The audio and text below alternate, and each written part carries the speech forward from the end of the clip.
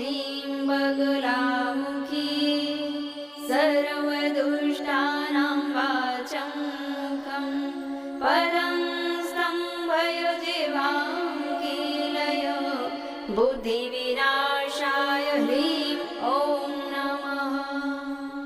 ॐ ह्रीं बगलामुखी सर्वदुष्टानां वाचं मुखं पदं स्तम्भयजिह्वां कीलय बुद्धिविनाशाय ह्रीं ॐ नमः।